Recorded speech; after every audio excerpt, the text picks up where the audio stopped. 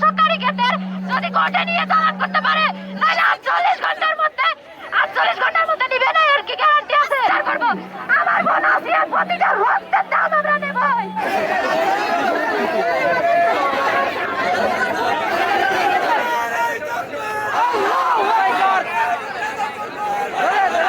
আমরা এই মুহূর্তে দাঁড়িয়ে আছি মাগুরা চিফ জুডিশিয়াল ম্যাজিস্ট্রেট আদালতের সামনে, যেখানটিতে এই মুহূর্তে আপনার জানেন ধর্ষণের ঘটনায় কেন্দ্র করে সারা দেশ উত্তাল।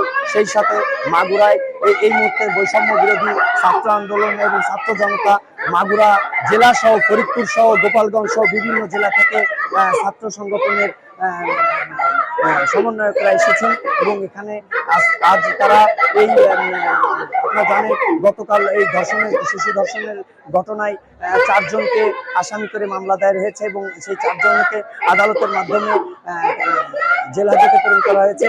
তো আজ সমন্বয়করা এবং ছাত্র জনতা এসে মাগুরার এই আদালত প্রাঙ্গণ ঘেরাও করেছেন এবং তারা দাবি তুলছেন যে তাৎক্ষণিক এই বিচারে আজকে বিকাল 3টা পর্যন্ত সর্বশেষ আলটিমেটাম দেওয়া হয়েছে যে এই বিচার প্রক্রিয়াটাই তারা তাৎক্ষণিক ফাঁসি দাবি করছেন এবং এই বিচারের দাবি করছেন। তো এই সে মাগুরা আজ কদিন ধরে উত্তাল। তো সর্বশেষ এখন আমরা দেখতে পাচ্ছেন মাগুরা জজ কোর্ট আদালত চিফ জুডিশিয়াল ম্যাজিস্ট্রেট আদালত প্রাঙ্গণ ঘেরাও করে রেখেছে ছাত্র জনতা এবং এখানে শুধু মাগুরা নয়, ফরিদপুর গোপালগঞ্জ বিভিন্ন জেলা থেকে ছাত্ররা আসতে শুরু করেছে এবং তারা সর্বশেষ বিকাল 3টা পর্যন্ত আলটিমেটাম দিয়েছে। না হলে পরবর্তীতে তারা আরো বড় কর্মসূচি ঘোষণা দেবে বলে জানাচ্ছেন।